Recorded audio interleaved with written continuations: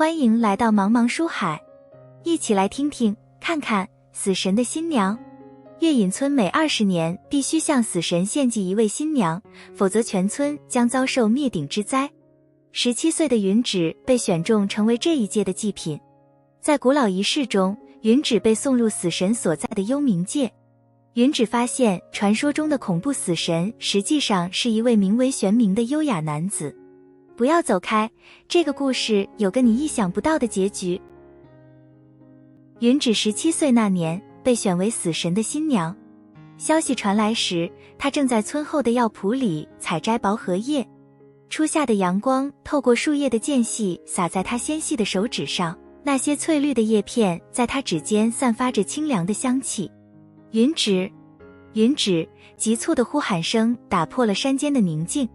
他抬起头，看见好友小桃气喘吁吁地跑来，脸色苍白的像是见了鬼。怎么了？云芷直起腰，将一缕散落的黑发别到耳后。他的声音很平静，仿佛早已预感到什么不寻常的事情要发生。长老们选中了你。小桃抓住他的手腕，指甲几乎要掐进他的肉里。今年的祭品是你。云芷的手指一松，刚摘下的薄荷叶飘落在地。他望向远处村中升起的黑烟，那是祭祀开始的信号。20年一次的献祭，月隐村最古老也最恐怖的习俗。我明白了，云芷轻声说，弯腰拾起地上的篮子。他的动作很慢，像是在争取最后一点属于正常人的时间。你不害怕吗？小桃的眼泪夺眶而出，上一个被选中的姑娘，邻家的雨桐，她再也没回来。云芷将篮子递给小桃，帮我把这些薄荷带给张婆婆，她的咳嗽需要这个。她顿了顿，望向远处云雾缭绕的幽冥山。我当然害怕，但害怕有用吗？回村的路上，云芷能感觉到村民们躲闪的目光，有人躲在窗后窥视，有人匆匆避开她的视线。只有孩子们还无知无觉地在泥地里玩耍，冲她露出天真的笑容。云芷的家在村子最东边，一座爬满青藤的小木屋。推开门时，他看见父亲佝偻着背坐在火塘边，母亲则无声地抹着眼泪。爹娘，云芷轻声唤道。父亲抬起头，眼中满是血丝。他们抽签决定的，20个适龄姑娘的名字，偏偏抽中了你的。我知道。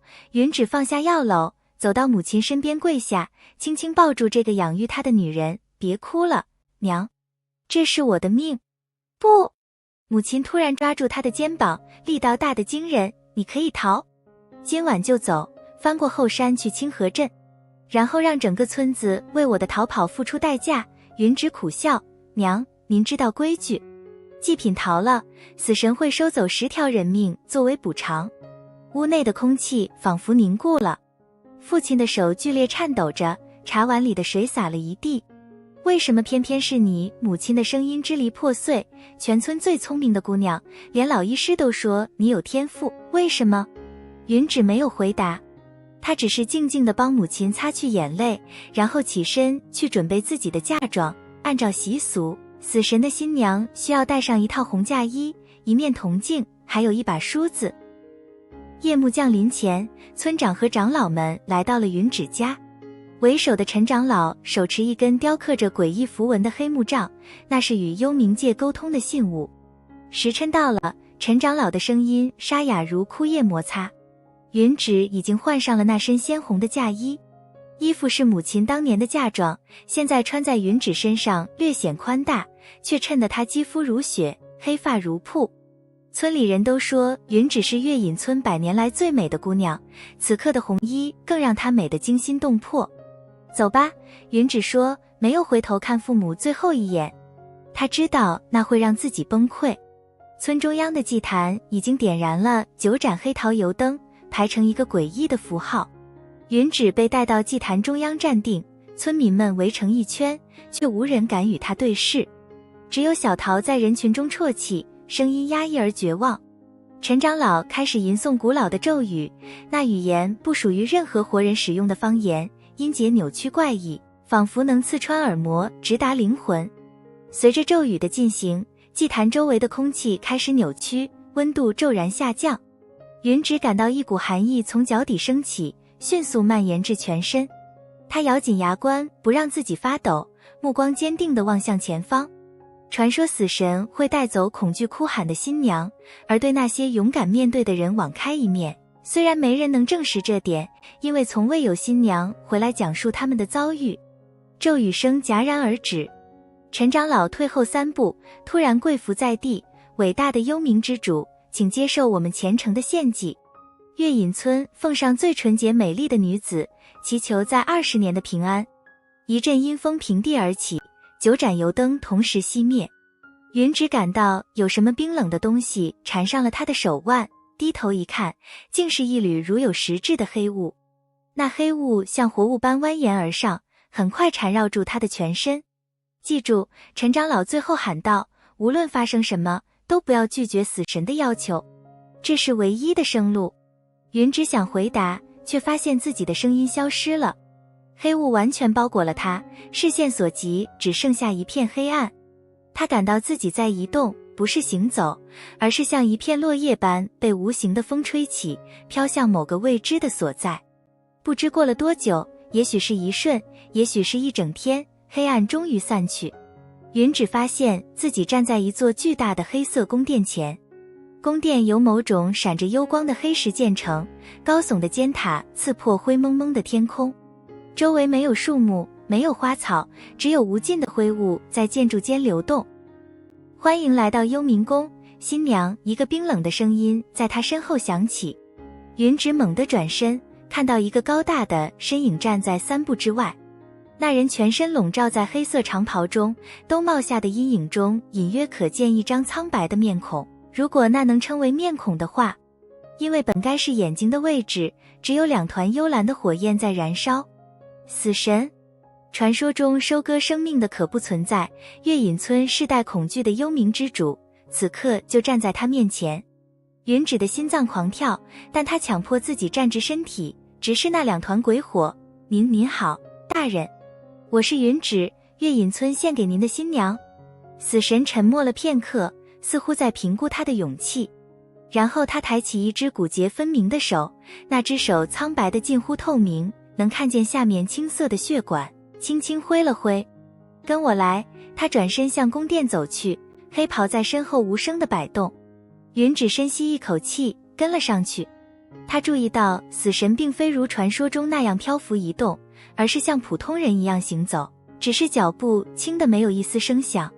宫殿内部比外观更加宏伟，高耸的穹顶上悬挂着无数蓝色火焰，照亮了宽阔的走廊。墙壁上雕刻着繁复的图案，描绘着各种生灵的死亡场景，有衰老而终的老人，战死沙场的勇士，溺水的孩童。云只移开视线，不敢细看。死神带他来到一个圆形大厅，中央是一张黑曜石长桌，上面摆满了食物。那些菜肴看起来与人间无异，甚至散发着诱人的香气。吃吧，死神说，声音依然冰冷，但少了些刺骨的寒意。人类需要进食。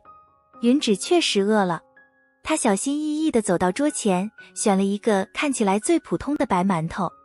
咬下一口后，他惊讶地发现味道与母亲做的一模一样。这些是真实的食物吗？他忍不住问道。死神站在阴影中，蓝火般的眼睛微微闪动。幽冥界的一切都是真实的，只是与你们理解的真实不同。云只慢慢吃着，借机观察这个传说中的恐怖存在。死神没有催促他，只是静静地站着，仿佛一尊雕像。他注意到他的黑袍并非纯黑，而是绣着极细的银色纹路，在火光下若隐若现，如同夜空中流动的星河。为什么是我？云只终于问出了心中的疑问，为什么选中我？死神的声音突然变得很近，云只惊觉他已无声无息地移动到了他身后。不是我选择了你，新娘，是你们村子的长老用抽签决定献祭谁，但您可以拒绝。云只转过身，勇敢地直视那2团蓝火。前几次的献祭您都接受了，为什么？死神沉默良久，当他再次开口时，声音中有一丝云只无法解读的情绪，孤独，新娘。即使是死神也会感到孤独。这个回答让云芷怔住了。在他所有的想象中，从未考虑过死神也会有情感。在他的认知里，死神应该是无情的规则化身，是冰冷的生命收割者，而非一个会感到孤独的存在。那么我在这里的角色是什么？云芷轻声问。传说中死神的新娘都活不过3天。死神突然向前一步，苍白的手指抬起云芷的下巴。他的触碰冰冷但不令人不适，像是早春溪水的温度。传说只是传说，他说，你在这里的角色由你自己决定。你可以选择成为一具装饰宫殿的美丽尸体，也可以选择其他可能。云芷感到一股寒意顺着脊椎攀升，但并非完全源于恐惧。死神的话语中藏着某种暗示，某种他尚未理解的邀约。我想活下去，他直视那对蓝火，声音坚定，如果您允许的话。死神松开他的下巴，后退一步，聪明地回答，新娘，现在跟我去看看你的住处。他带领云芷穿过几条走廊，来到一扇雕刻着繁复花纹的黑木门前。死神轻轻一推，门无声地划开，露出里面的房间。云芷惊讶地睁大了眼睛，这绝不是他想象中的阴森牢房，而是一间宽敞明亮的卧室。墙壁是柔和的银灰色，地上铺着深蓝色的地毯。一张挂着白色纱帐的4柱床占据中央位置，旁边是梳妆台和书桌。最令人惊讶的是，房间有一面巨大的落地窗，窗外竟是一片开满幽兰花朵的花园。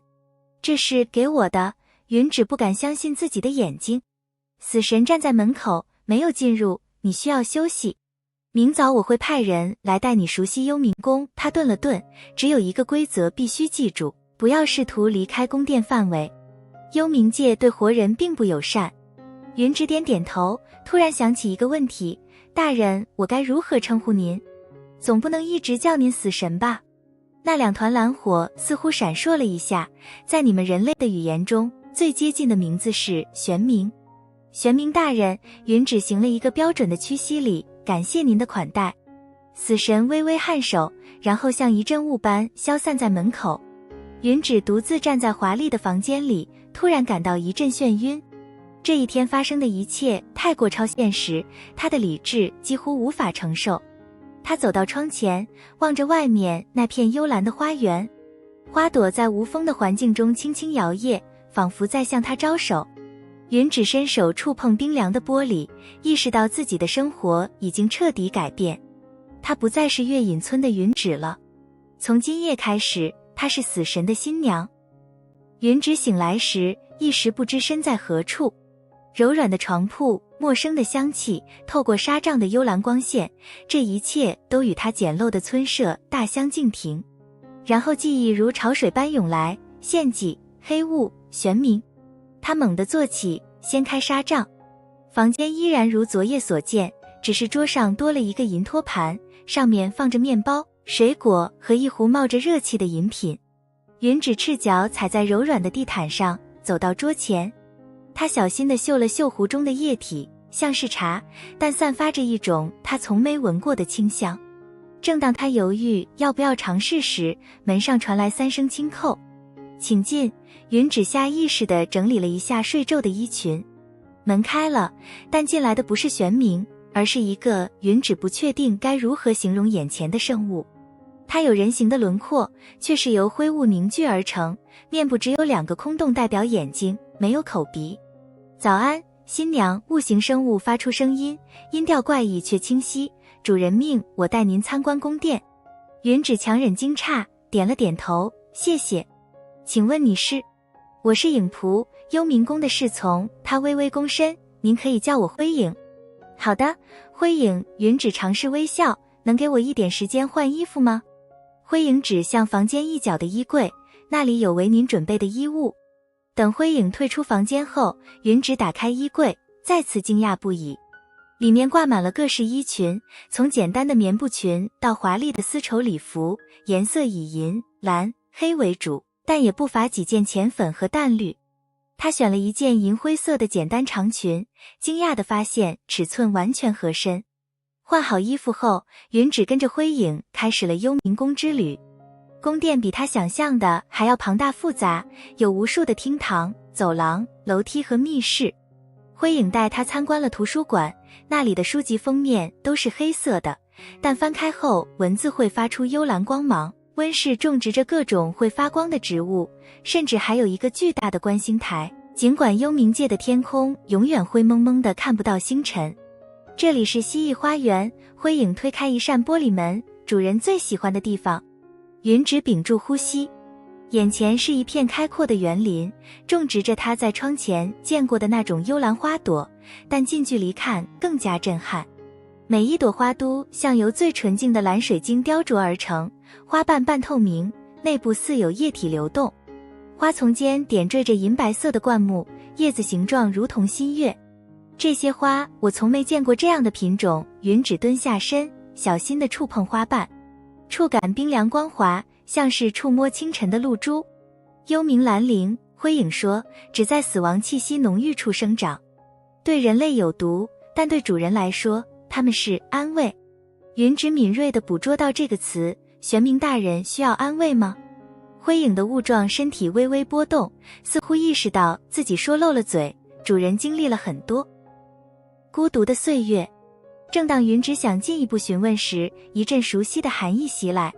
他转身看到玄冥不知何时已站在花园小径上，今日他换了一身银线绣边的黑袍，兜帽放下，露出一头如瀑的银白长发。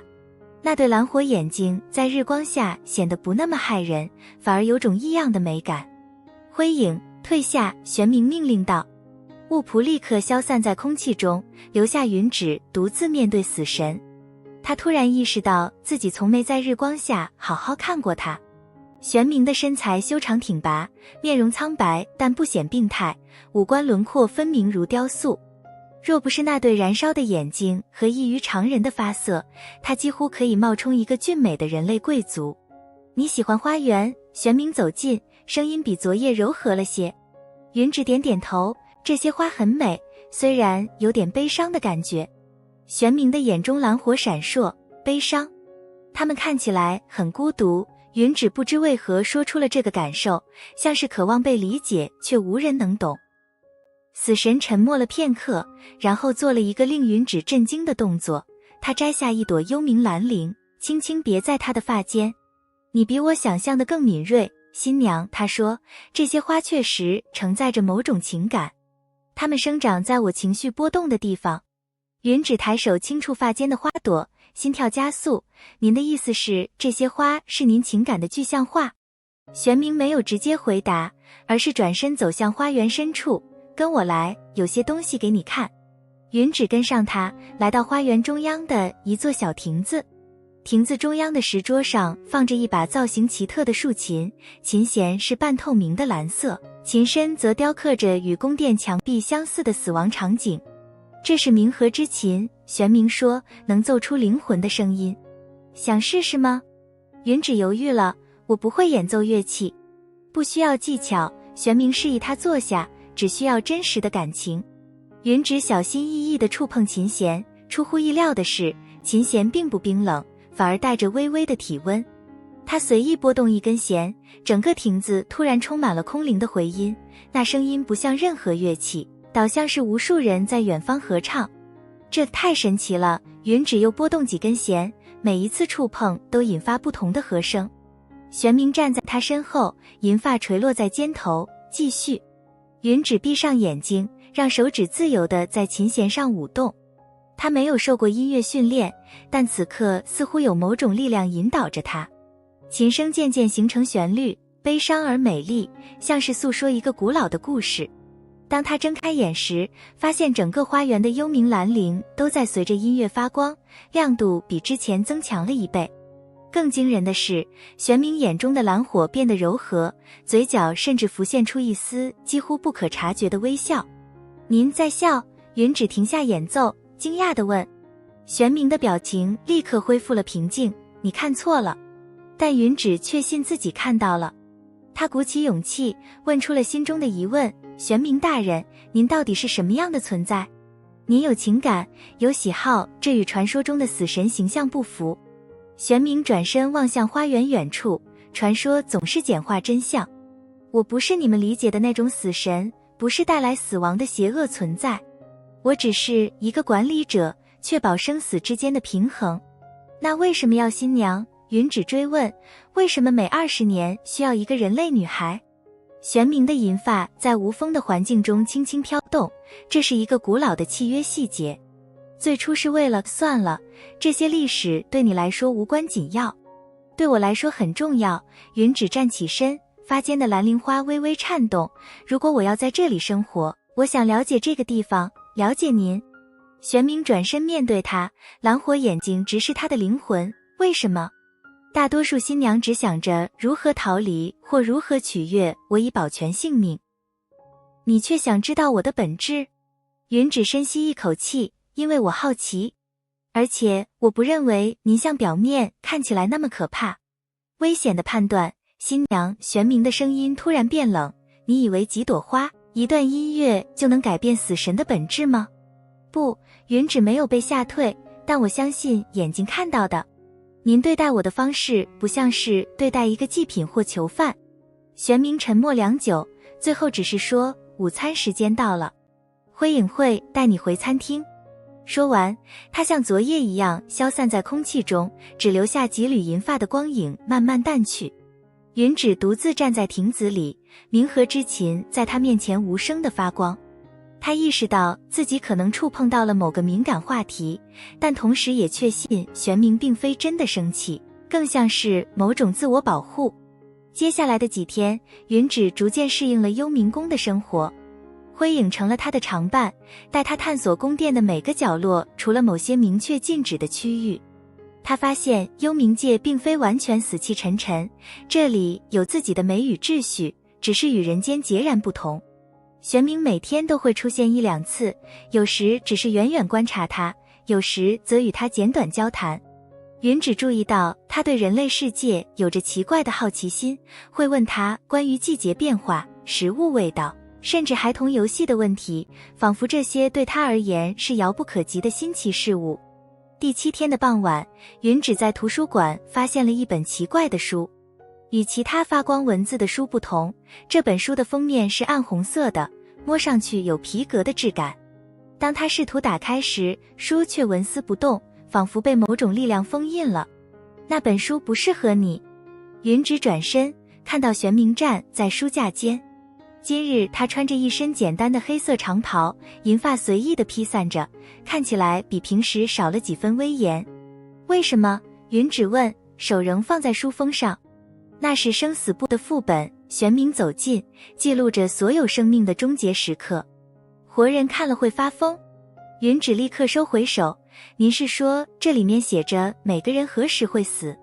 玄冥点头，包括你自己。那我的死期是？云芷忍不住问。玄冥的眼中蓝火闪烁，你以为我会告诉你吗？不，云芷摇头，我想不知道更好。明智的选择。玄冥伸手拂过书籍，那本书立刻消失在书架中。跟我来，有东西给你看。他带云芷来到一个他从没去过的侧厅，厅内空荡荡的，只有中央放着一个巨大的银色水盆。冥氏之盆，玄冥解释，可以看见人间的情景。云芷急切地凑上前，能看到月隐村吗？能看到我的家人吗？玄冥做了个手势，盆中的银色液体开始波动，逐渐显现出图像。云芷看到了月隐村的广场，村民们像往常一样忙碌着。镜头拉近到他家的小屋，母亲正在院子里晾晒草药，父亲在修补篱笆。两人看起来憔悴了许多，但至少还活着，还在继续生活。云芷的眼泪无声地滑落，他们以为我死了，是吗？按照传统，新娘确实被认为已经死亡。玄冥的声音出奇的柔和，但你看，他们还活着，还在继续生活。人类就是这样，总能找到继续前行的力量。云芷注视着盆中景象，突然看到小桃来到她家，递给母亲一篮新鲜草药。两个女人相拥而泣，然后一起走进屋内。谢谢您给我看这个。云芷擦去眼泪，抬头对玄冥真诚地说。死神静静地看着他，眼中的蓝火比平时暗淡了些。你不恨我吗？把你从家人身边带走？云芷思考了片刻，我恨这个传统，恨这个选择必须存在，但我不恨您。您只是遵守契约的一方。契约，玄冥轻声重复这个词，语气复杂。是的，一个非常古老的契约。他挥手散去盆中影像，突然问道：你会唱歌吗，新娘？云芷愣了一下，会一些村里的民谣，但唱得不好。唱一首给我听，玄冥命令道，但语气中带着云芷从未听过的渴望。于是云芷唱了一首月隐村的摇篮曲，旋律简单，歌词朴素，讲述星星守护熟睡孩童的故事。她的声音清亮但不专业，在空旷的厅内回荡。当她唱完时，发现玄冥闭上了眼睛，那2团蓝火暂时消失了，表情近乎痛苦。怎么了？我唱得很难听吗？云芷不安地问。不，玄冥睁开眼，蓝火重新燃起，恰恰相反。我已经太久没听过人类的声音唱歌了。那一刻，云芷看到了死神面具下的一丝裂缝，窥见了其中掩藏的千年孤独。她突然有种冲动，想伸手触碰那张苍白的脸，但最终还是克制住了。我可以经常为您唱歌，她轻声说，如果您喜欢的话。玄冥没有回答，只是转身离开了侧厅，黑袍在身后无声地摆动。但云芷确信，在他消失前的最后一瞬，他看到了那个几乎不可察觉的微笑再次浮现。云芷在幽冥宫的第10天突然病倒了，起初只是喉咙发痒，他没太在意。到了下午，额头烫得能煎鸡蛋，全身骨头像是被拆散重组般疼痛。他蜷缩在床上，厚重的被子也无法驱散体内透出的寒意。灰影飘在床边，雾状身体不安地波动。新娘病了，我去找主人。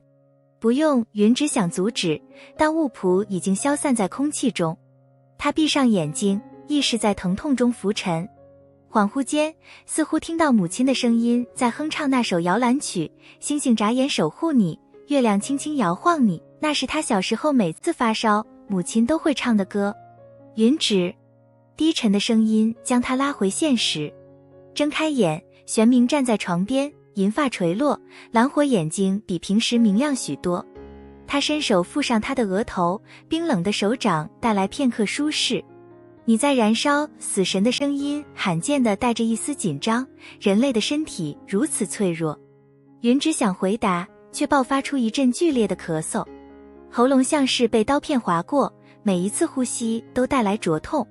玄冥转向灰影，去药房拿蓝铃花精和冥河苔藓。不，云芷挣扎着撑起身子，那些对活人有毒。死神的动作顿住了，你怎么知道？我闻过花园里的蓝铃，云芷喘着气说，气味类似狼毒乌头，人间剧毒。玄冥的眼中闪过一丝惊讶，你懂草药？跟村里的老医师学过。疼痛再次袭来，云芷蜷缩成一团。死神沉默片刻，突然做了一个出人意料的动作，他将手伸进自己的胸膛，仿佛穿透了血肉，从心脏位置取出一颗发着蓝光的珠子，吞下去。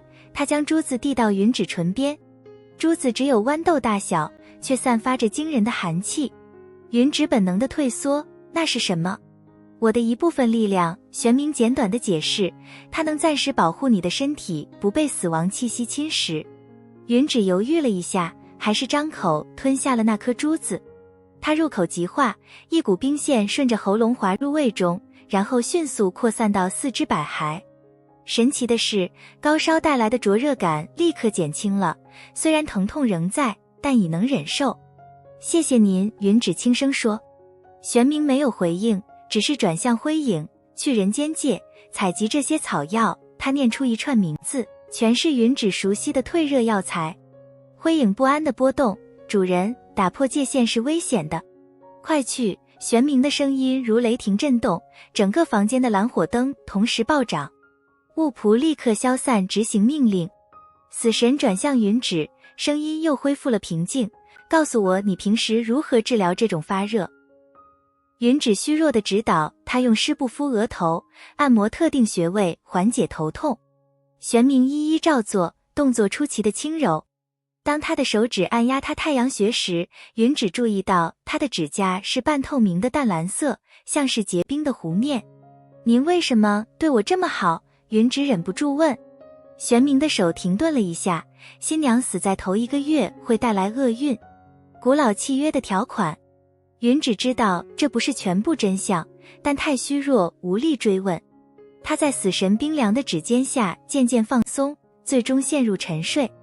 他做了一个奇怪的梦，梦中他站在一片无边无际的蓝铃花海中，远处有个银发少年在哭泣。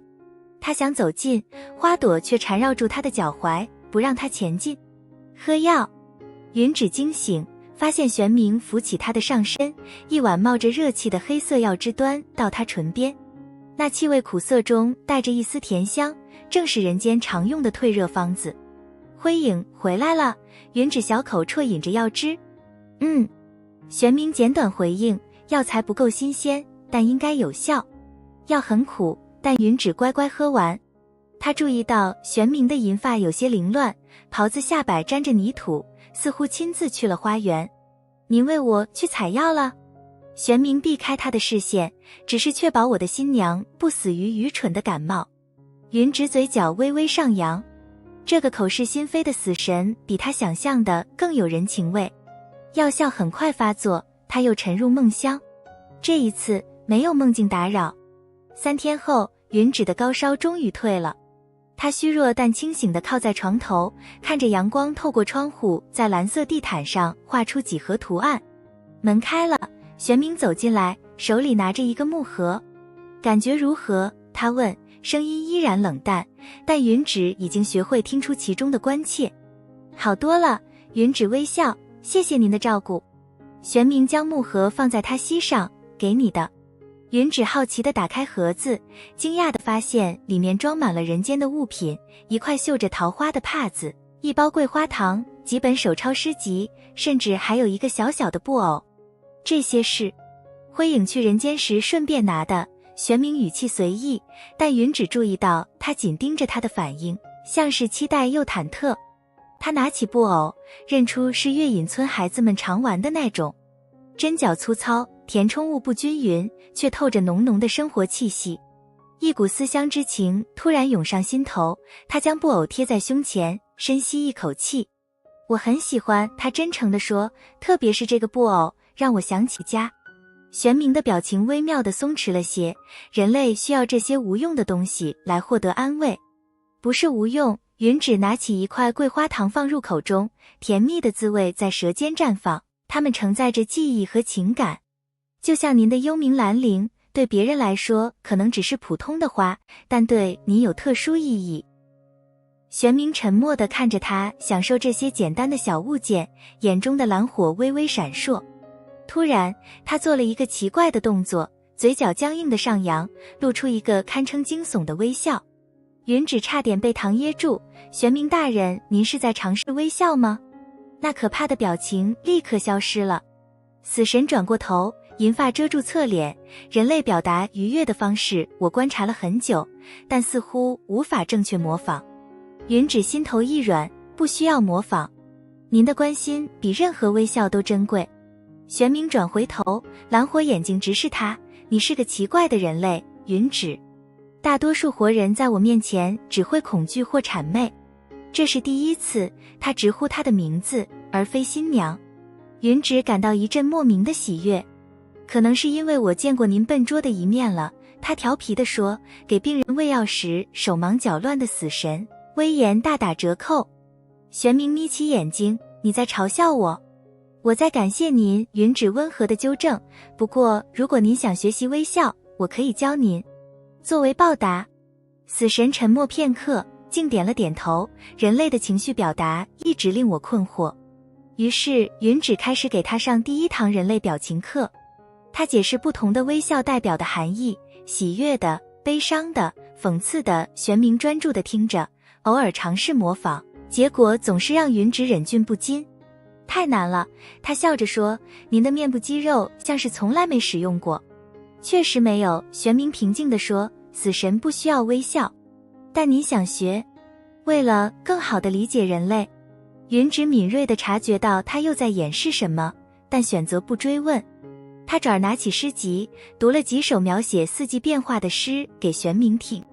死神安静地坐在床边，像个求知若渴的学生，偶尔会打断他询问某个比喻的含义。阳光渐渐西斜，蓝火灯自动亮起。云芷感到疲倦，靠在枕头上昏昏欲睡。休息吧，玄冥起身，明天灰影会带你去温室，那里的空气有助于恢复。云芷点点头，突然想起一个问题，玄冥大人，您给我的那颗蓝色珠子需要归还吗？死神已经走到门口，银发在蓝火灯下闪闪发光，留着吧，它现在属于你。门轻轻关上，云芷抚摸着胸口，他能感觉到那里有一股不属于他的冰凉能量，像是一小块冬天的星空被缝进了灵魂。温室是云芷在幽冥宫最喜欢的地方之一。与花园不同，这里种植的大多是能在人间找到的普通植物，只是都带着一丝幽冥界的变异，发光的叶脉，半透明的花瓣，或是散发着冷光的果实。病愈后的第一次外出，云芷贪婪地呼吸着温室潮湿温暖的空气，这里让他想起月隐村后的药铺，只是规模大了10倍不止。主人说您可以随意取用这里的植物，灰影飘在他身后，但请先确认是否对活人安全。云芷点点头，沿着石板小径慢慢行走，辨认各种植物。他发现许多熟悉的草药，薄荷、迷迭香、柑橘，只是这里的薄荷叶边缘泛着蓝光，迷迭香开着银白而非蓝色的小花。这些变异很神奇，他轻声说，药效可能也会不同。灰影的物状身体微微波动，主人从各个世界收集植物种子，有些适应了幽冥界的环境，产生了变化。云芷走到温室深处，发现一扇半掩的小门，通向一个附属的小房间。他好奇地推开门，惊讶地发现这是一个设备完善的制药室，石臼、蒸馏器、干燥架一应俱全，架子上摆满了各种瓶瓶罐罐。这是前任药剂师的工房，灰影回答，已经空置很久了。云芷抚摸着落满灰尘的器具，想象着曾有一个和他一样的人类在这里工作。一个念头突然闪过，灰影，之前的新娘，他们都去哪儿了？巫仆的身体剧烈波动起来，不该问的问题，新娘。但我想知道，云芷坚持，他们死了吗？还是离开了？灰影沉默了片刻，最后只说，问主人吧，如果他愿意告诉您。云芷知道再问下去也不会有答案，转而开始检查制药室的设备。令他惊喜的是，一切都保存完好，只需简单清洁就能使用。我想在这里工作，他宣布，既然玄冥大人允许我使用温室植物，我可以试着制作一些药剂。灰影似乎想反对，但最终只是说，请小心，新娘。幽冥界的植物比看上去更危险。接下来的日子，云芷大部分时间都在制药室度过。他小心地试验各种变异植物的药性，记录它们的功效。玄冥偶尔会来温室看他工作，但从不打扰，只是远远站在门口观察，然后无声离开。一天，云芷正在研磨一些发光的柑橘花瓣，突然感到一阵剧痛从指尖传来。他倒吸一口冷气，看到手指迅速变黑，毒素沿着血管向上蔓延。灰影，他喊道，声音因疼痛而颤抖。巫仆立刻出现，看到他的手指后发出刺耳的尖笑，剧毒。我找主人。不，来不及，云芷咬牙撑起身子，跌跌撞撞地走向药架。他记得看到过一种黑色苔藓，能中和大多数植物毒素。手指已经失去知觉，黑线蔓延到了手腕，视线开始模糊，但他强迫自己集中注意力，找到那个装着黑苔藓的罐子，用颤抖的手取出一些，直接敷在中毒的指尖上。一阵撕心裂肺的疼痛后，黑线停止了蔓延。云芷又取出一些干燥的银叶菊，嚼碎后吞咽下去。这是他在月隐村学到的解毒方法，希望对这些变异植物也有效。他瘫坐在地上，靠着药架喘息。灰影焦急地在他身边飘动，新娘还活着吗？暂时死不了。云芷虚弱地笑笑，帮我拿些清水来。灰影刚离开，另一道身影如风般冲进制药室。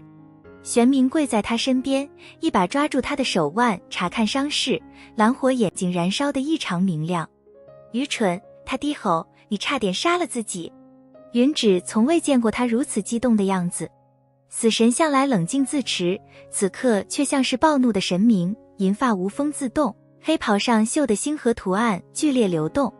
我找到了解药，云芷虚弱的辩解，黑苔藓和银叶菊减缓了毒素。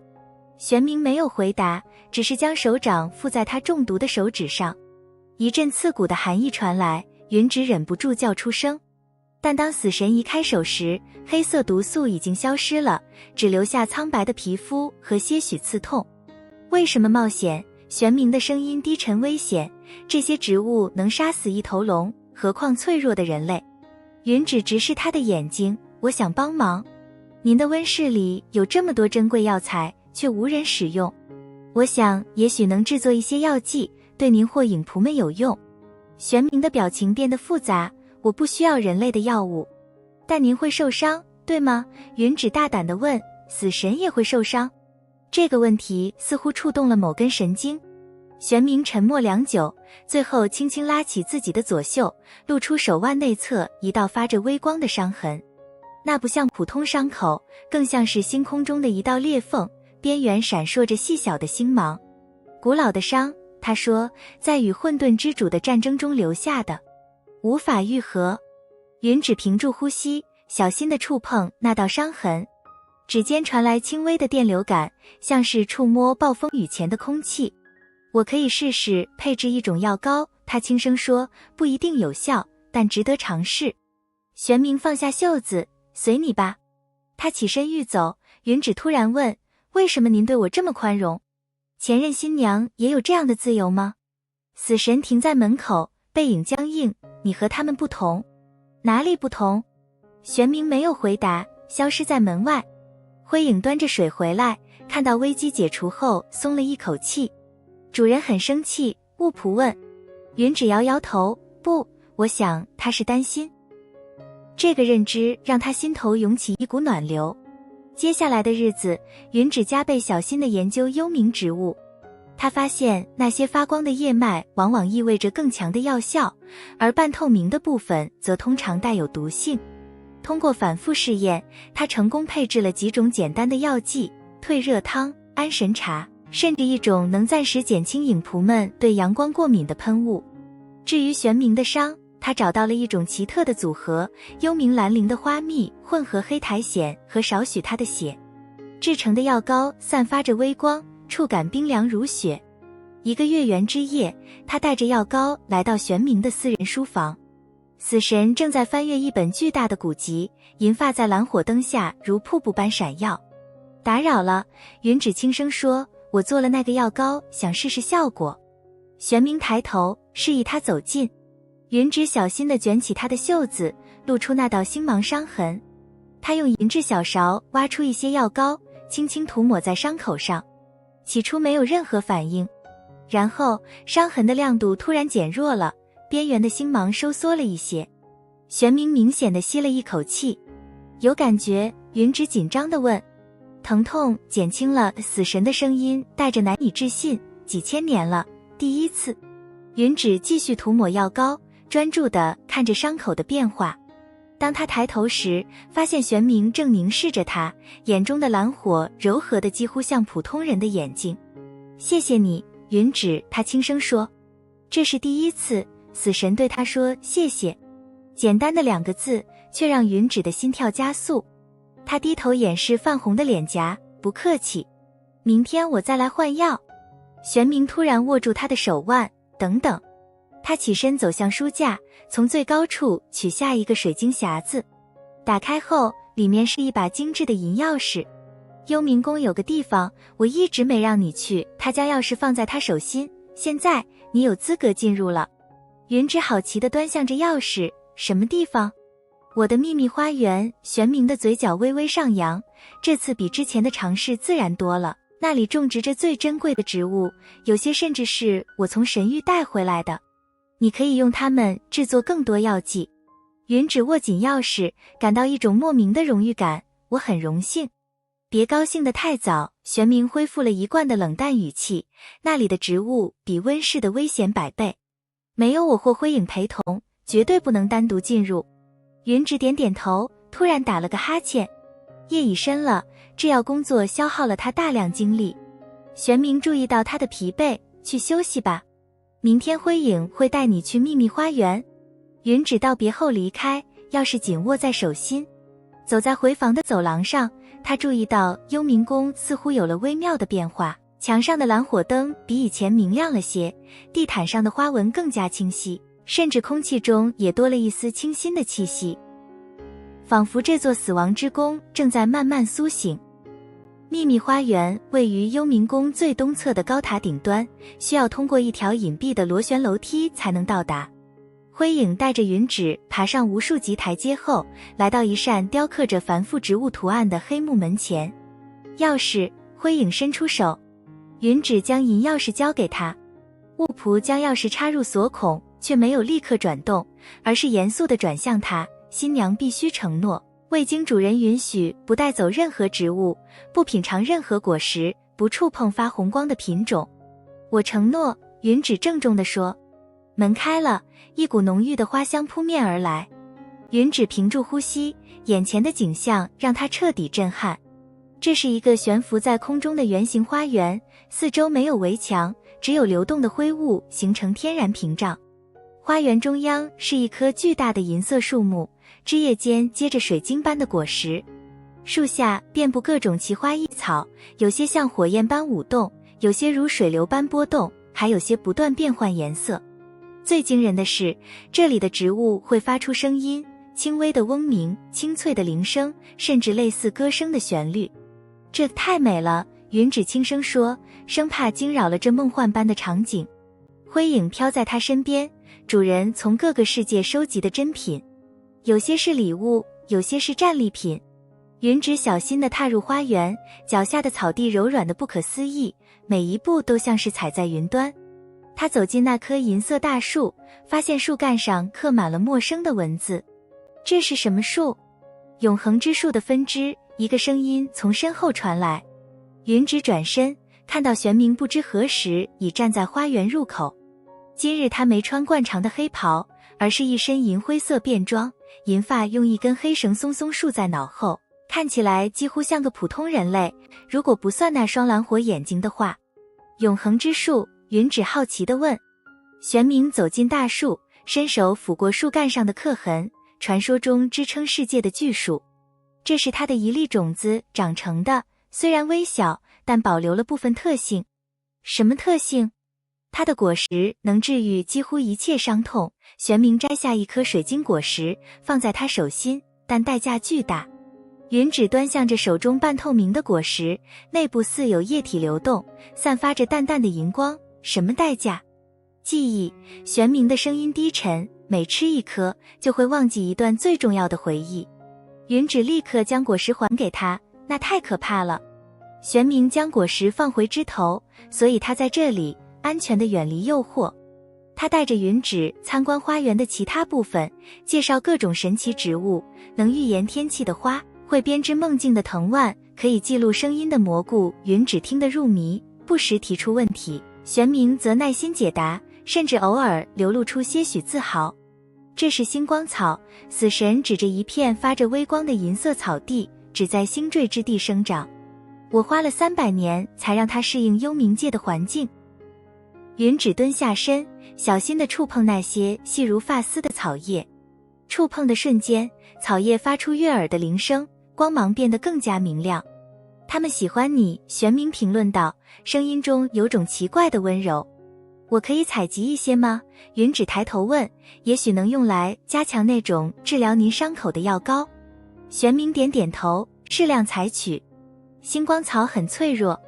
云芷小心地采集了几株，放入随身携带的布袋。当他工作时，玄冥站在一旁静静观察，银发在花园奇异的光线下闪闪发光。您经常来这里吗？云芷问。是的，玄冥望向远处的灰雾，当需要思考或逃避时。云芷想起他提到过的孤独，突然理解了这座花园对他的意义。这里是他唯一能暂时放下死神身份的地方，一个只属于他的避风港。而现在，他邀请他进入这个私密空间，这个认知让他心头涌起一股暖流。云芷，玄冥突然唤他的名字，声音比平时柔和，你想念人间吗？这个直白的问题让云芷措手不及。他停下采集的动作，认真思考后回答，有时候。我想念阳光的真实温暖，想念雨季泥土的气息，想念家人的声音。但幽冥界也有它的美，只是不同而已。玄冥沉默了片刻，然后做了一个出人意料的动作，他摘下一朵形状像小喇叭的紫色花朵，递给他，对着他说话。云芷疑惑地接过花，对着喇叭状的花冠轻声说，你好。花朵突然重复他的声音，但音调变了，听起来像是小桃在说话。云芷惊讶地睁大眼睛。回声花，玄冥解释，能模仿任何你思念之人的声音。云芷再次对着花朵说话，这次花朵用母亲的声音回答了他。泪水涌上眼眶，但他微笑着感谢玄冥，这太神奇了。谢谢您。死神微微颔首，眼中蓝火闪烁，花园里的植物只要不是红色发光的，你都可以研究使用。但记住，不带走，不品尝，不触碰红光品种。云芷接话，我记住了。玄冥嘴角微微上扬，这个微笑比之前自然多了，几乎称得上迷人。云芷突然意识到，在过去的几周里，死神已经发生了微妙的变化。他的举止不再那么僵硬，表情更加丰富，甚至说话的语调也有了更多起伏。仿佛随着与他的相处，某种长期冻结的东西正在慢慢融化。主人，灰影突然从楼梯口飘来，混沌边境有异动。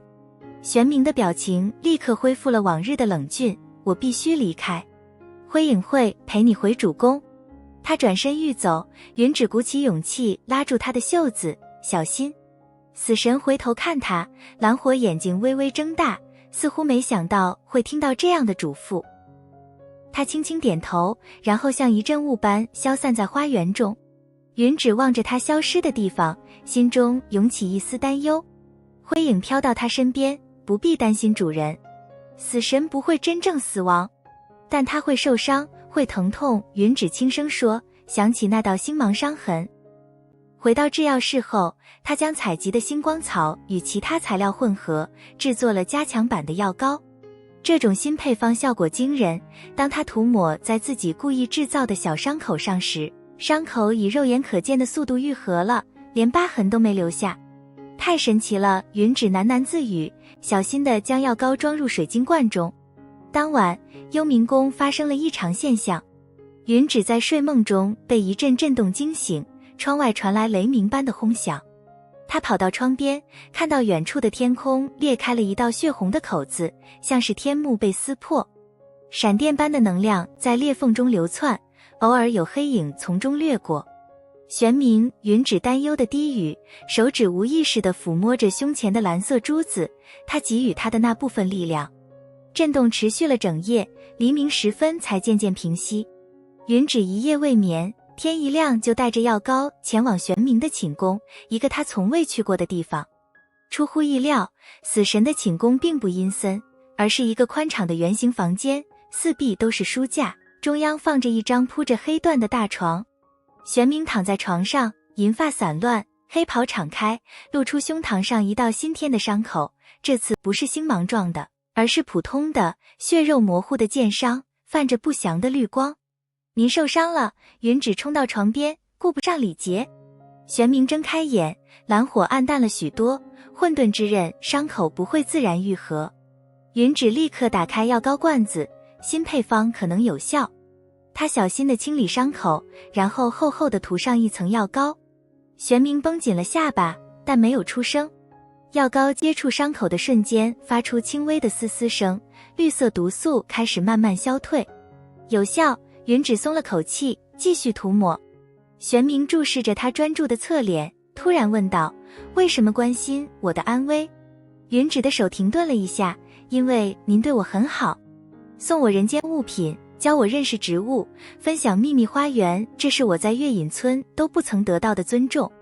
我只是遵守契约，玄冥低声说，但语气不再那么确信。契约要求您善待新娘吗？云芷反问，继续处理伤口，要求您学习微笑，听我唱歌，允许我自由探索宫殿吗？玄冥没有回答。当云芷包扎完伤口抬头时，发现他已经闭上眼睛，呼吸平稳地睡着了。他轻轻拉过被子盖好他，注意到床头柜上放着一本小书。出于好奇，他瞥了一眼封面，人类情感研究。云芷抿嘴忍住笑意，原来死神一直在偷偷研究如何理解人类。这个发现让他心里泛起一阵温柔的涟漪。他轻手轻脚地离开寝宫，决定去厨房准备一些有营养的食物，等玄冥醒来时吃。幽冥宫的厨房他很少涉足，因为死神和影仆们不需要人类食物。但最近他发现玄冥开始表现出对人间美食的兴趣，偶尔会询问他某种食物的味道或做法。厨房空无一人，但食材齐全，显然是灰影按照他的要求准备的。云芷系上围裙，开始熬一锅滋补的鸡汤。当香气弥漫开来时，他哼起了那首摇篮曲。星星眨眼守护你，月亮轻轻摇晃你。一个低沉的声音接上了下一句。云芷转身，看到玄冥靠在门框上，伤口已经包扎好，换了一身干净的黑袍。他的脸色仍然苍白，但眼中的蓝火恢复了明亮。您应该休息。云芷放下汤勺，急忙走过去。死神的恢复力比人类强，玄冥说，但云芷注意到他扶着墙的手有些颤抖。他不由分说地扶他坐到厨房长凳上，至少等喝碗汤再乱跑。玄冥出人意料地顺从了。他安静地坐着，看云芷熟练地切菜调味，银发在从窗户透入的奇异光线中闪闪发光。你经常做饭？他突然问。从小帮母亲准备3餐。云芷将鸡汤盛入碗中，在村里，女孩10岁就要学习家务了。她将汤碗和勺子放在玄冥面前。死神迟疑地拿起勺子，动作笨拙的像是在使用某种陌生武器。您没用过勺子？云芷惊讶地问。玄冥尴尬地放下餐具，死神不需要进食。但您想尝试？沉默片刻后，他轻轻点头，想了解你描述过的味道。云芷心头一软，坐到他身边，手把手教他如何握勺，这样轻轻舀起，小心烫。玄冥专注地学习，像个求知欲旺盛的孩子。当他终于成功将一勺汤送入口中时，蓝火眼睛明显亮了起来。好喝，他简单评价，但语气中的惊喜显而易见。云芷微笑着看他慢慢喝完一整碗汤，甚至要求再加一些。这个曾经令他恐惧的死神，此刻像个刚发现世界新奇之处的孩子，让他忍不住想保护，想教导，想亲近。这个念头让他脸颊发热。他急忙转身去收拾厨具，掩饰自己的失态。云芷，玄冥突然唤他。谢谢，简单的2个字，却让他的心跳漏了一拍。从那天起，他们的关系微妙地改变了。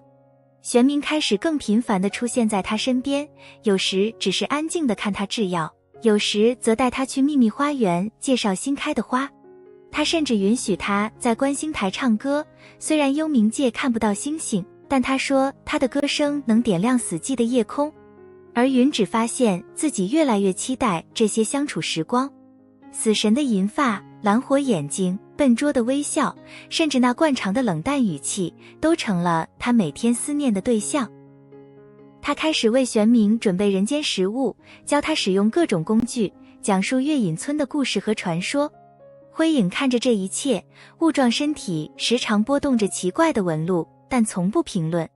直到一个雨夜，如果幽冥界灰雾凝结落下灰水可以称为雨的话，云芷在图书馆发现了一本被刻意藏起的书。当他抽出这本黑色皮面书时，一张纸从中飘落。纸上是一幅画像，画中的女孩穿着红色嫁衣，容貌与她有7分相似。画像底部写着一行小字：幽冥历972年祭品，林雨桐。云芷盯着画像，手指微微发抖。这就是小桃提到过的林雨桐，上一个被献给死神的新娘。画中的女孩眼神哀伤但坚定，红嫁衣的款式与云芷那件几乎一模一样。她翻到书的扉页，上面写着新娘记录。快速浏览内容后，云芷发现这是一本记载历代献给死神的新娘命运的日志。大多数记录都很简短，第102年祭品，恐惧过度，3日内心脏破裂而亡；第232年祭品，试图逃跑，被幽冥兽吞噬；第572年祭品，拒绝进食，衰竭而死。越往后翻，记录变得越详细。到了林雨桐那页，内容足有3页之长。云芷紧张地阅读起来。林雨桐，月隐村医师之女，聪慧勇敢，出至幽冥宫即表现出非凡适应力，不惧死神威严，主动学习幽冥界知识。半年内掌握基础药剂学，为影仆治疗光影过敏症，深受爱戴。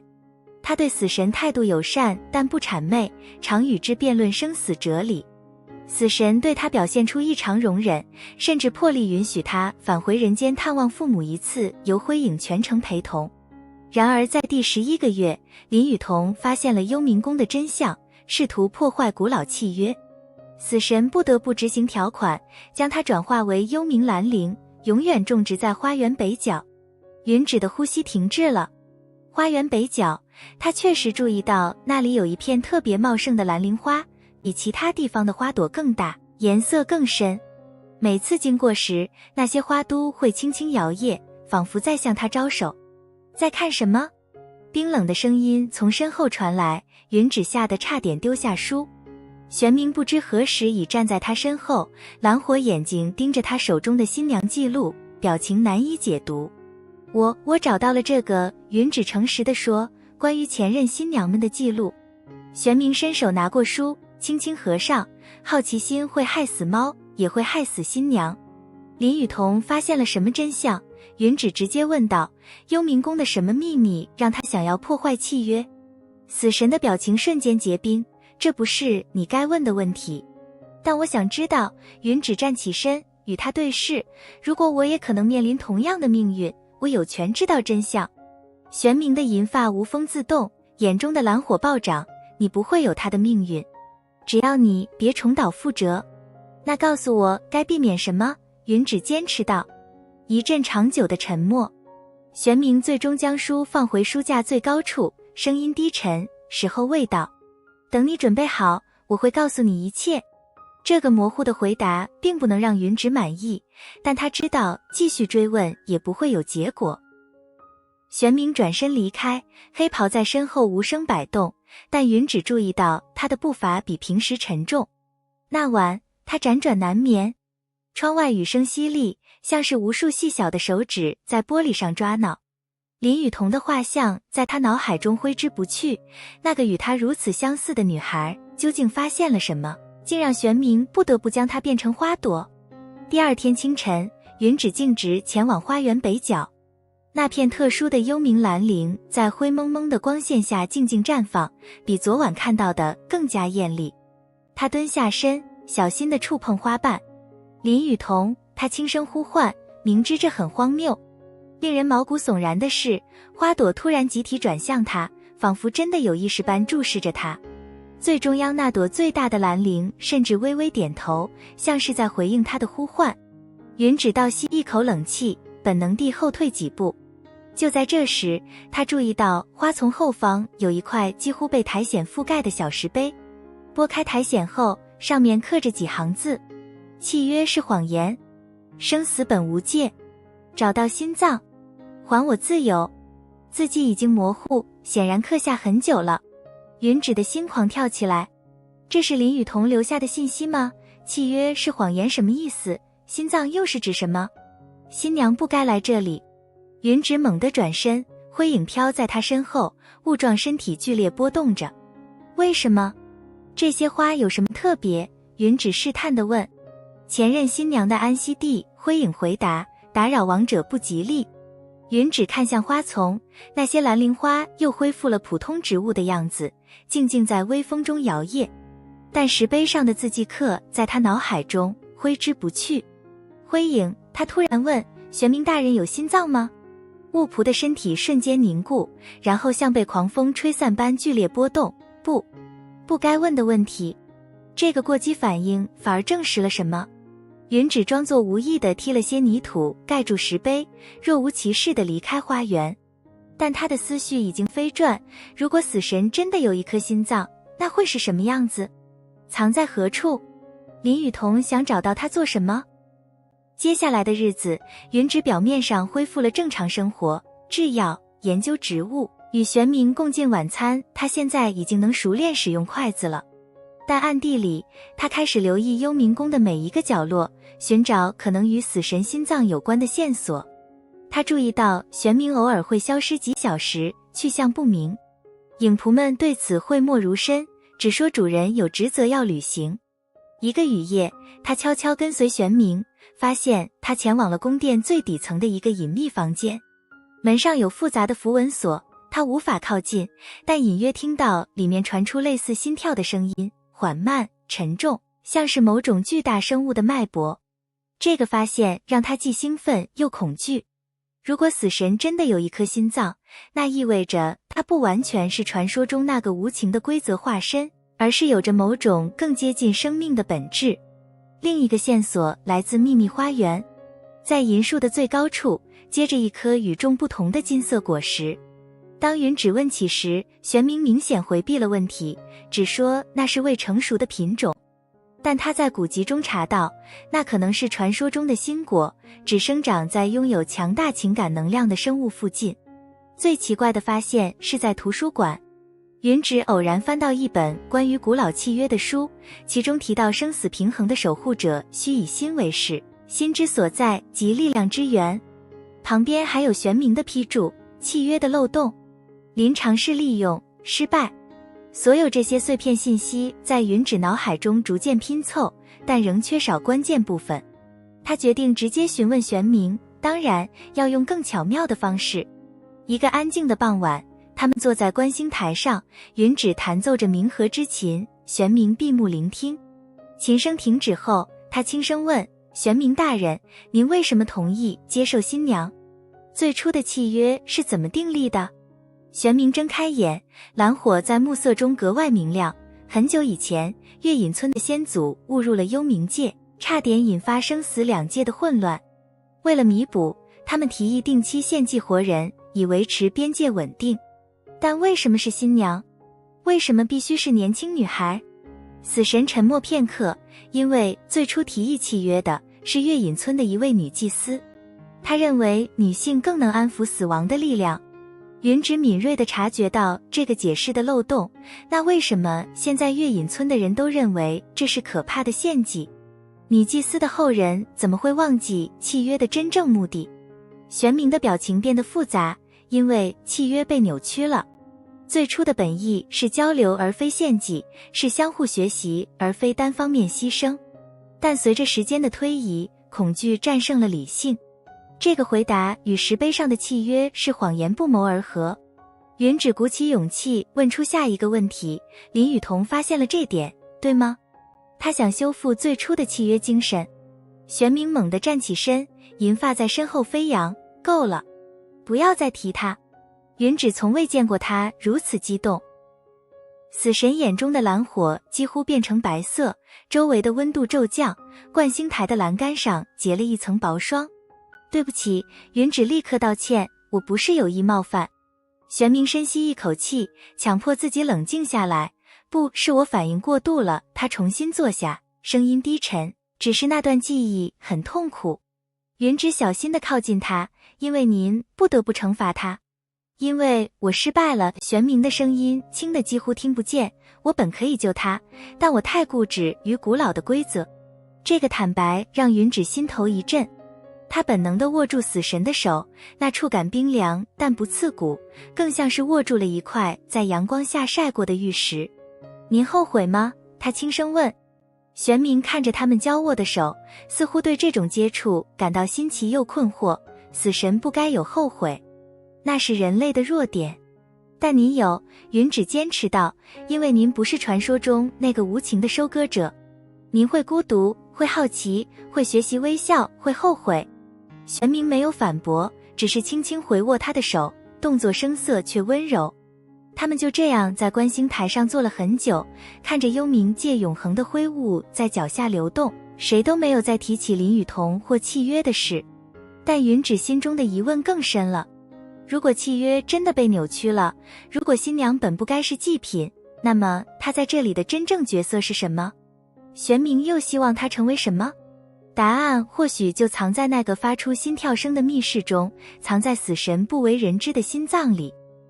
秘密探索的契机在一个寻常的午后降临，云芷正在温室照料几株新发芽的星光草，灰影突然急匆匆飘来。主人被召去天界仲裁，巫仆的声音比平时尖锐，可能3天不回。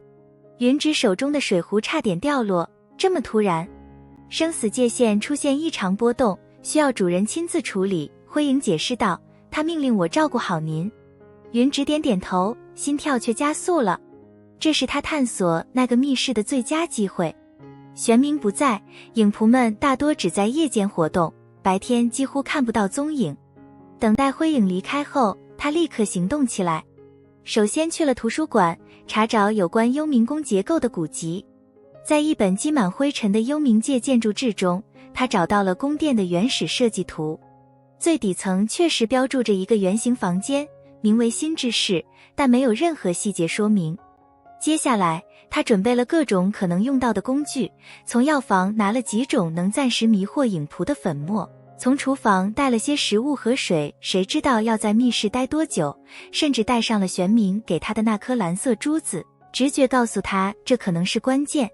第二天黎明，当整个幽冥宫沉浸在一种奇异的寂静中时，云芷开始了他的探险。为了不引人注目，他穿着轻便的灰色衣裙，悄悄溜出卧室，沿着仆人楼梯一路向下。越往下走，空气变得越冷，墙壁上的蓝火灯越来越少，最后完全消失。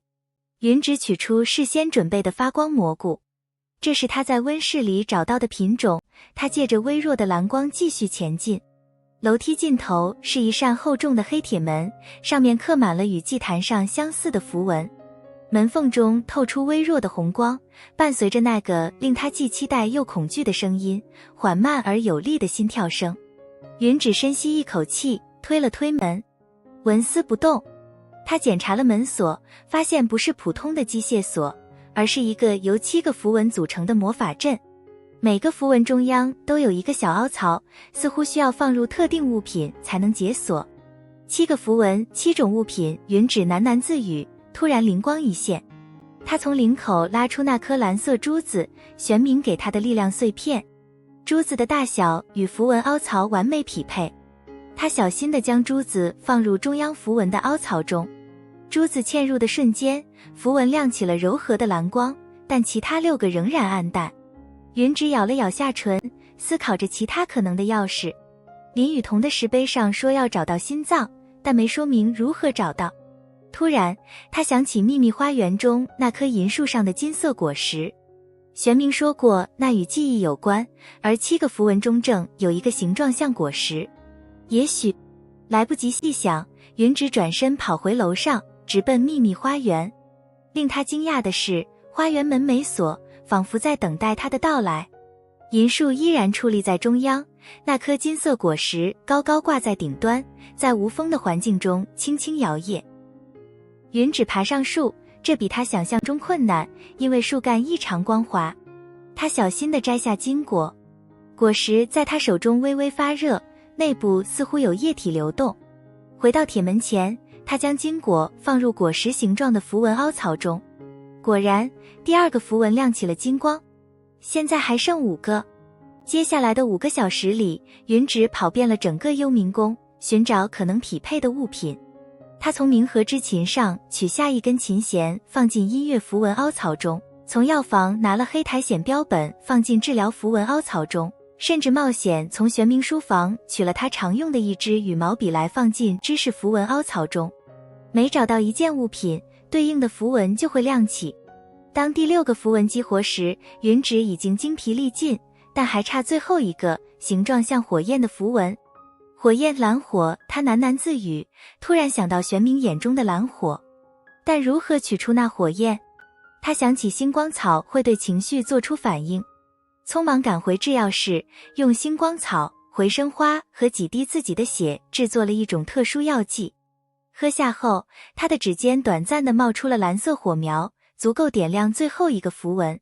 随着所有符文激活，铁门发出沉重的轰鸣，缓缓向内打开。一股温暖的气流迎面扑来，与幽冥宫一贯的寒冷截然不同。云芷屏住呼吸，踏入这个禁忌的空间。新之室是一个完美的圆形房间，墙壁上刻满了流动的星图，地面则是透明的水晶，下面能看到缓慢旋转的银河。但最引人注目的是房间中央悬浮的那颗心脏，它有人类心脏的形状，却由半透明的蓝色物质构成，内部闪烁着无数星光，随着心跳声明暗变化。玄冥的心脏，云芷轻声说，被这奇异而美丽的景象震撼。心脏下方有一个石台，上面放着一本打开的书。云芷走近查看，发现是一份契约书，正是月隐村与幽冥界最初订立的协议。快速浏览内容后，他惊讶地发现与现在执行的版本有根本区别。原来如此，他喃喃自语，契约被篡改了。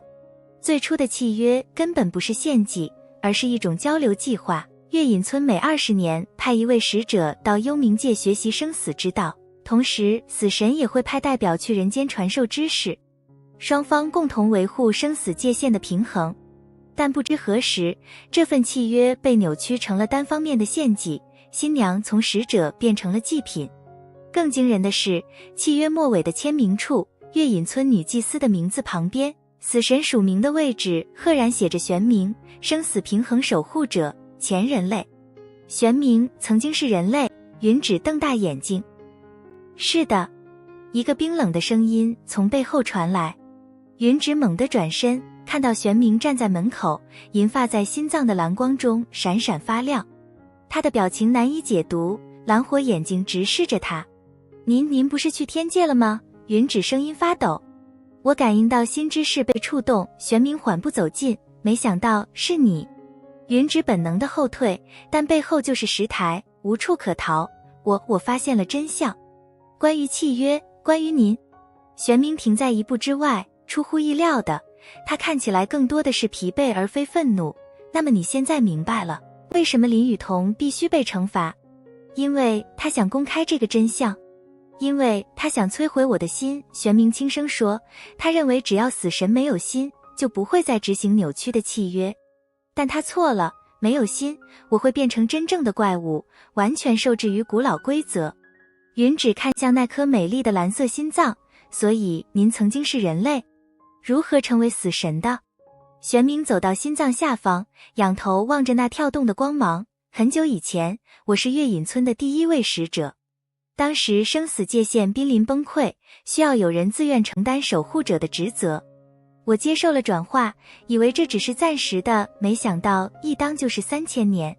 而最初的契约被我的副手篡改了。玄冥的声音带着古老的疲惫，他渴望恐惧而非理解。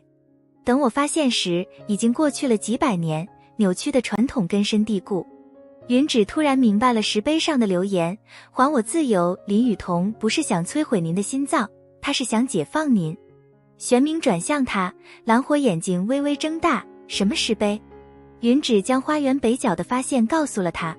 随着他的讲述，死神的表情从震惊逐渐变为深深的悲伤。我不知道他留下了信息，他轻声说，我以为他只是恨我。不，云芷摇头，他理解您也是受害者，他想修复一切。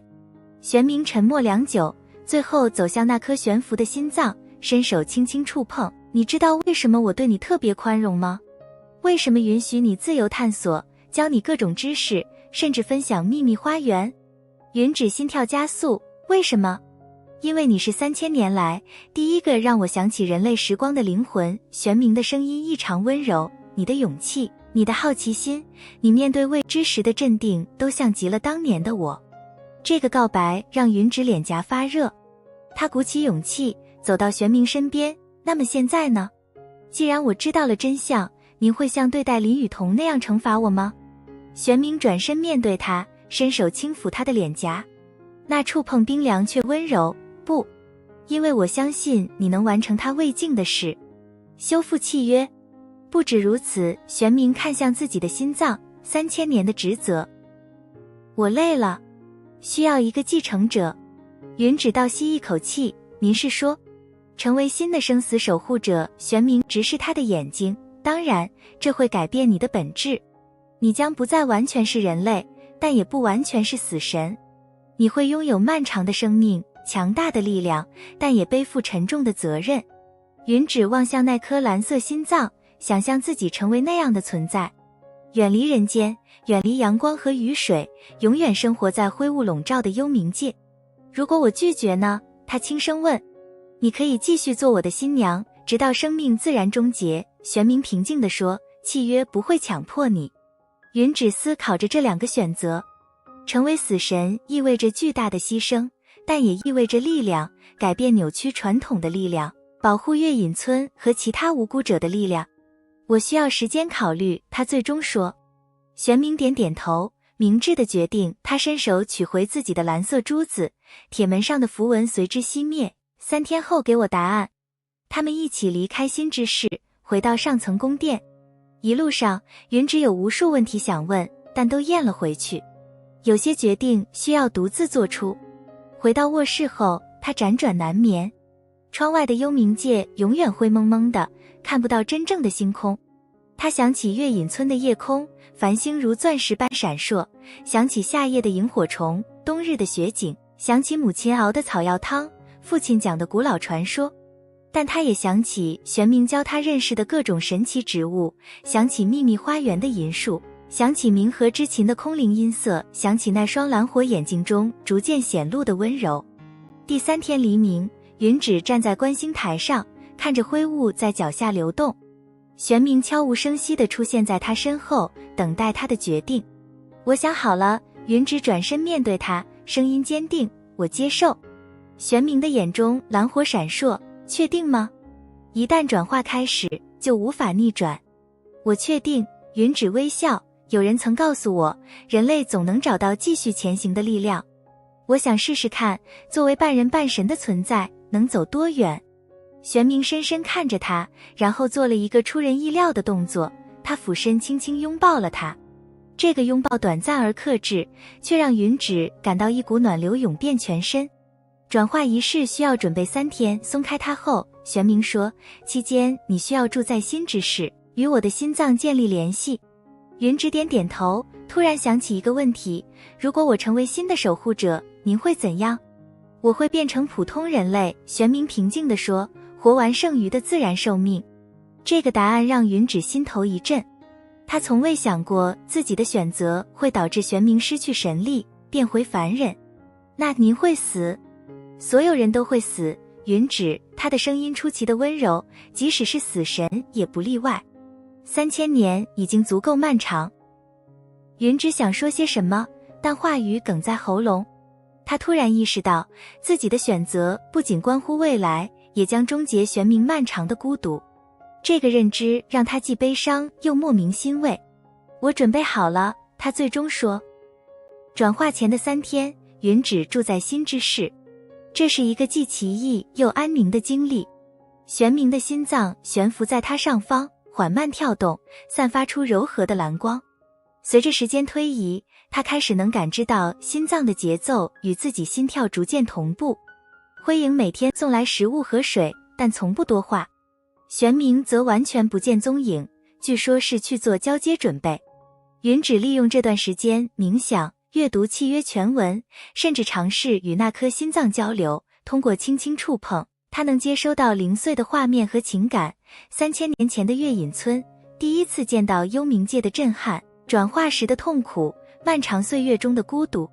最令他惊讶的是，近期的画面中频繁出现他的身影，初到幽冥宫时穿着红嫁衣的样子，制药时专注的侧脸，唱歌时微扬的下巴，这些画面都包裹着一种温暖的情感，与死神平日的冷漠截然不同。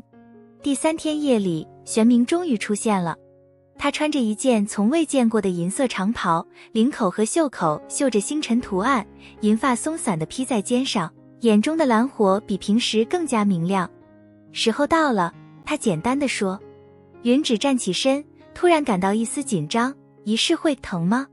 会，玄冥诚实回答，但不会比你承受过的更甚。他引导云芷站到心脏正下方的位置，然后取出一把银色匕首，刀刃很薄，近乎透明，散发着淡淡的寒气。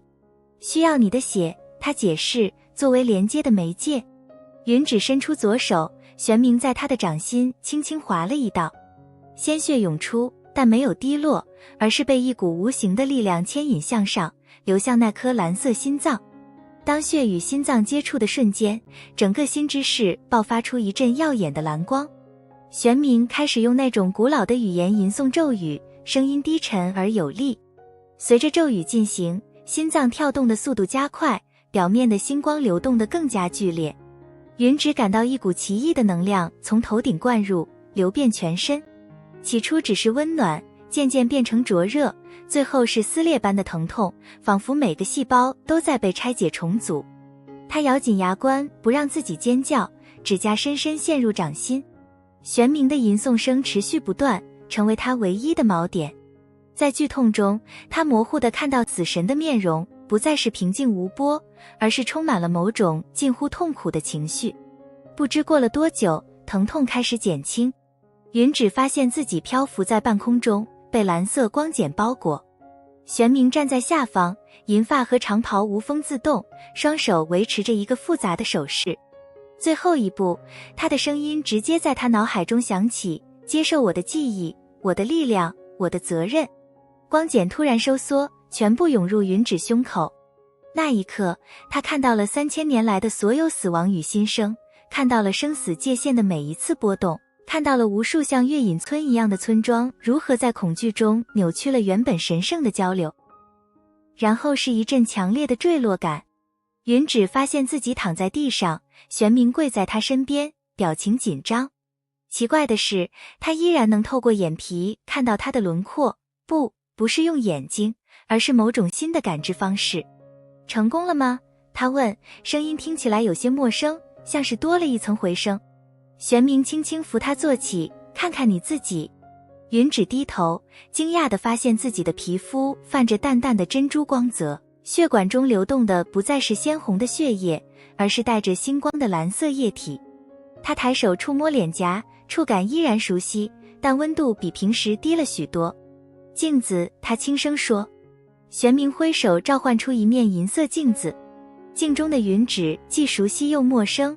她还是那个月隐村的姑娘，但眼睛变成了与玄冥相似的蓝火，只是颜色更浅一些，黑发中夹杂着几缕银丝，像是星河流淌其中，整个人的气质更加沉静，有种超越年龄的古老感。我还是我吗？他困惑地问。比以前更是，玄冥轻声回答，转化只会强化你本来的特质。云芷尝试站起来，发现身体轻盈的不可思议，仿佛重力对他失去了部分作用。他还能感觉到周围空气中流动的能量，甚至能看到玄冥体内逐渐消退的力量，像是一轮渐渐西沉的蓝月。您的力量在减弱，他担忧地说。玄冥平静地点头，平衡必须维持。你获得多少，我就失去多少，最终会完全变成凡人。这个认知让云芷心头一紧，她突然意识到自己不仅接受了力量，也接过了玄冥的生命之线。这个认知既沉重又奇妙。接下来呢？她问。接下来，玄冥站起身，伸手拉她起来，你学习如何做一个死神，而我学习如何做人。他们一起离开心之室。幽冥宫在云芷的新视角下完全不同了，他能看到墙壁中流动的古老魔法，能听到影仆们无声的交流，甚至能感知到远处花园中每一株幽冥兰灵的生命节奏。最奇妙的是与玄冥之间的新联系，不需要言语，他就能感知到他的情绪波动，主要是疲惫和释然，还有一丝难以名状的期待。会很难吗？走向图书馆的路上，云芷问道。变回人类？玄冥思考片刻，就像脱下穿了3000年的铠甲，会感到裸露、脆弱，但也自由。图书馆里已经摆满了与新角色相关的典籍，玄冥开始系统地教授他死神的各种职责，如何引导亡魂，如何维持生死界限，如何判断特殊情况。云芷如饥似渴地学习，偶尔提出让玄冥都惊讶的见解。你学得很快。第3天晚上，玄冥评论道，他们正在观星台复习生死平衡的基本原则。云芷微笑，好老师教得好。玄冥摇摇头，不是你本就适合，我花了100年才掌握你3周学会的内容。他们沉默地看着灰雾流动，云芷能感觉到玄冥的力量每天都在减弱，他的银发逐渐变黑，蓝火眼睛也慢慢接近人类的样子。最明显的是，他的气质越来越像一个真实的人，而非高高在上的神。转化完成后，云芷突然问，您会回月隐村吗？玄冥望向远方，不知道。3000年过去，那里早已物是人非。也许我会四处旅行，看看这个世界的变化。听起来很棒，云芷轻声说，却感到一丝莫名的失落。玄冥转向他，你会是个好死神，云芷。比我更好，因为我有您教我的经验。不，他摇头，因为你有我没有的东西，对生命的热爱。我当死神太久了，久到忘记了活着的感觉。而你记得。云芷不知该如何回应。他伸手触碰玄冥的手腕，现在那里已经没有了星芒伤痕，只有普通的人类皮肤，温暖而真实。我会经常来看您，他承诺，带您看看幽冥界的变化。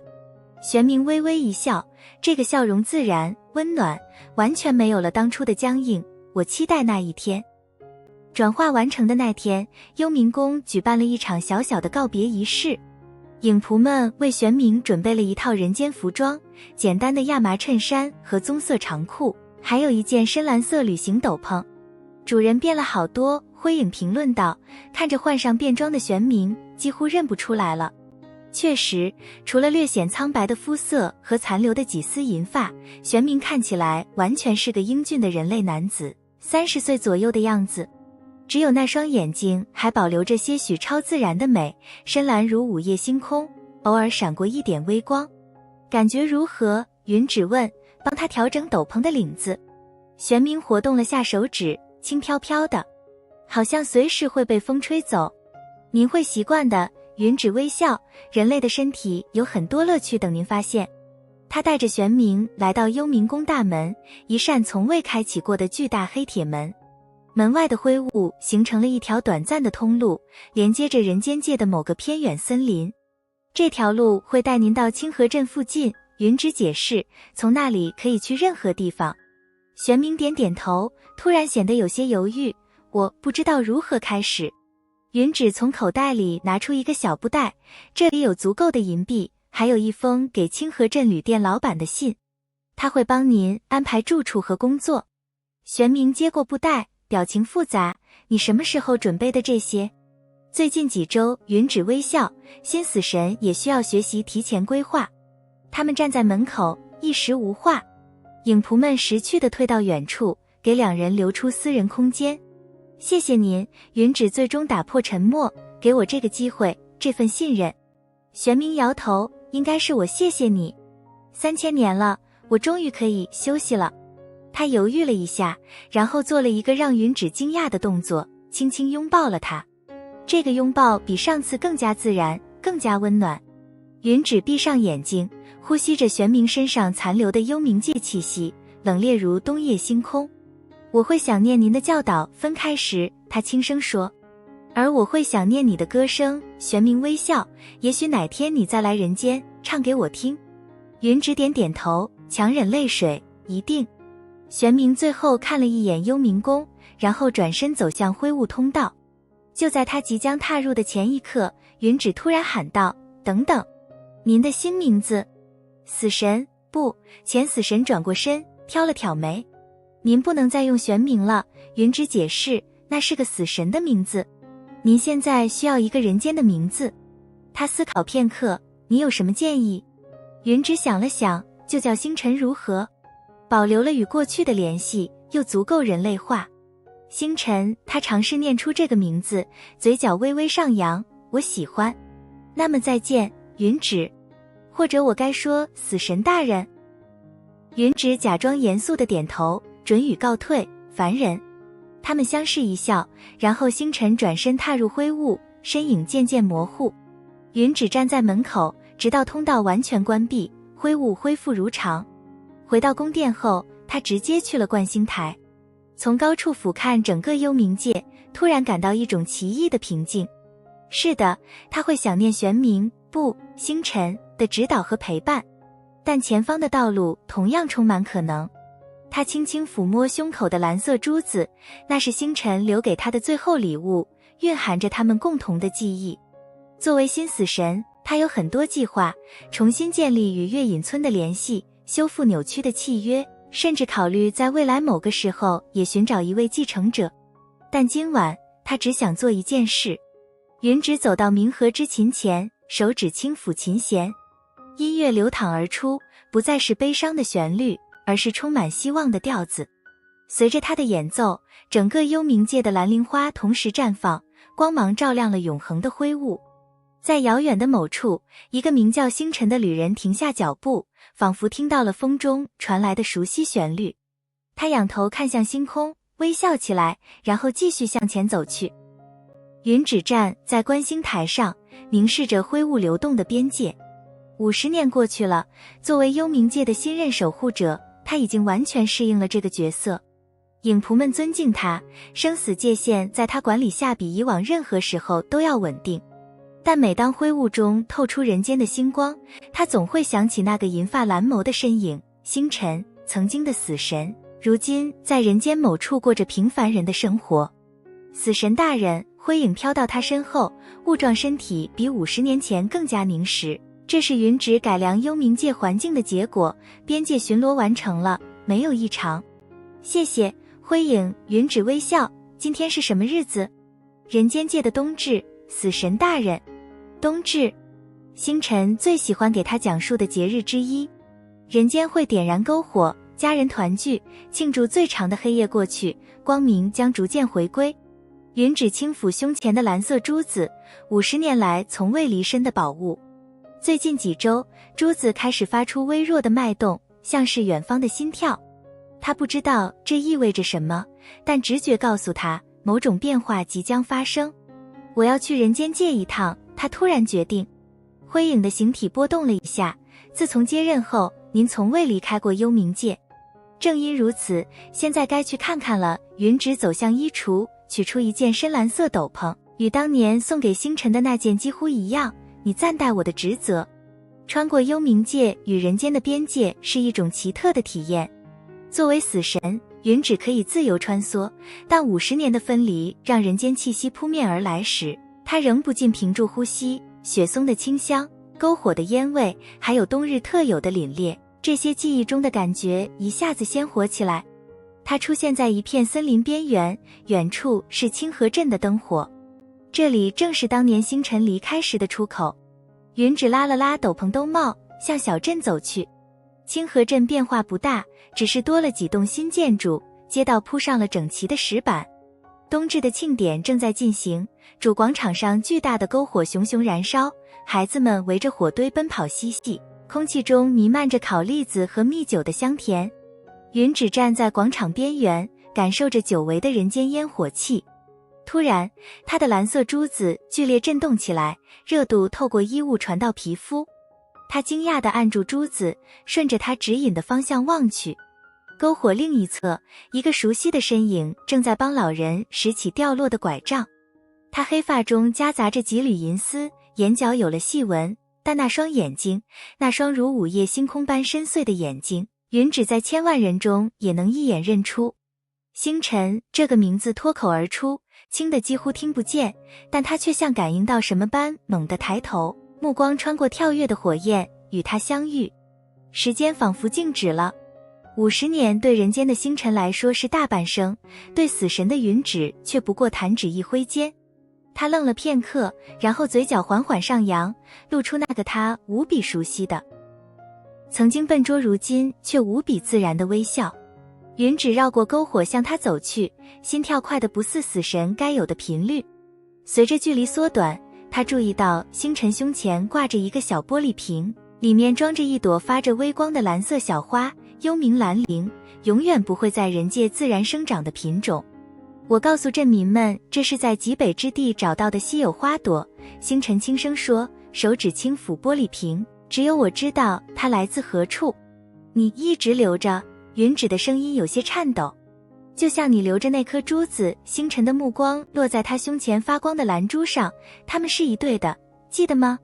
你的是我的心血，我的是你的花朵。云芷这才明白珠子最近为何会脉动，它在呼应另一部分的回归。他曾以为星辰早已忘记幽冥界的一切，过上全新生活，没想到他始终带着这份连结。你过得好吗？他终于问出这个埋藏已久的问题。星辰微笑着点头，很好。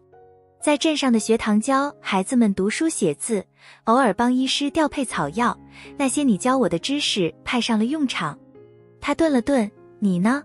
死神的生活如你所愿吗？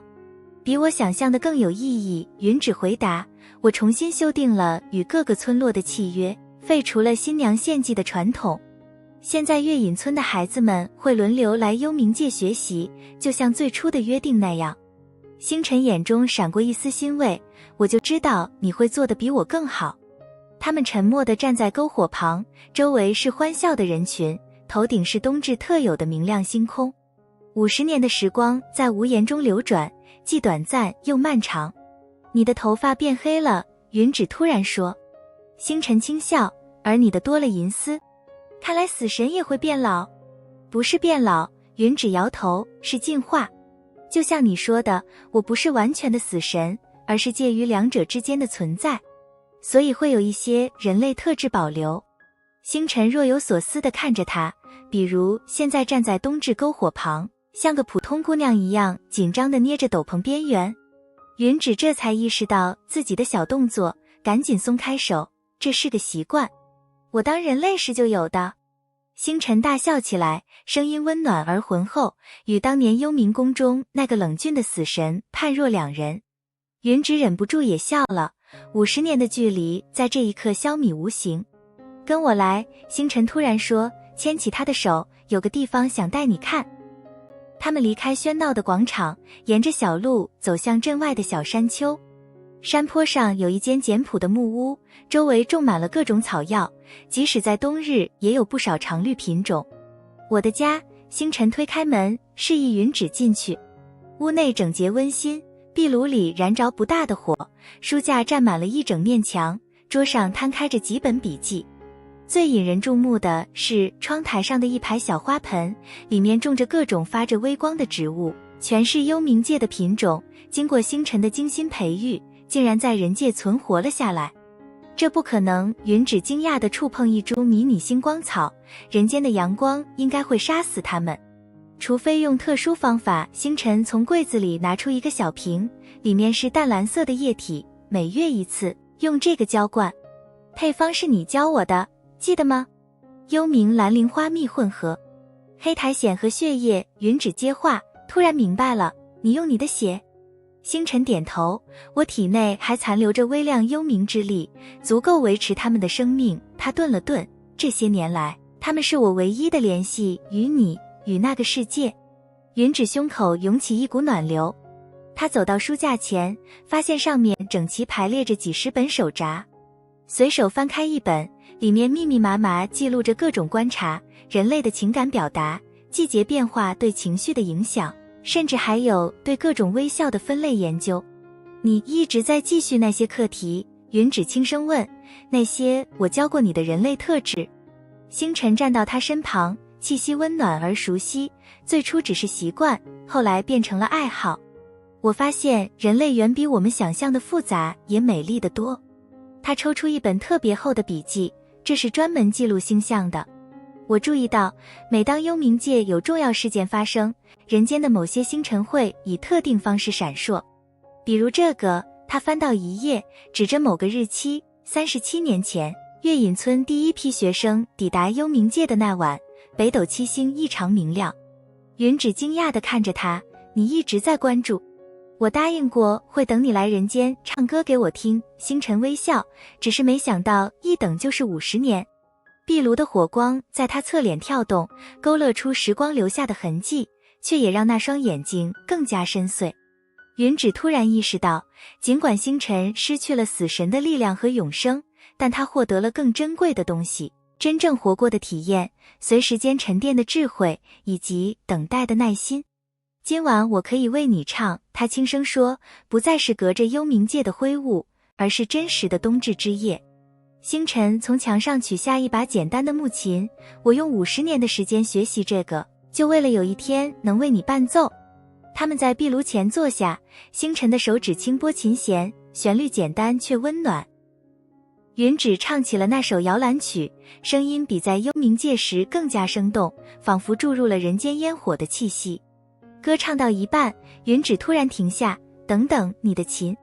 星辰的琴弦不知何时开始发出微弱的蓝光，音符在空气中凝结成细小的光点，如同微型星辰环绕着它们。这星辰也愣住了，以前从未发生过。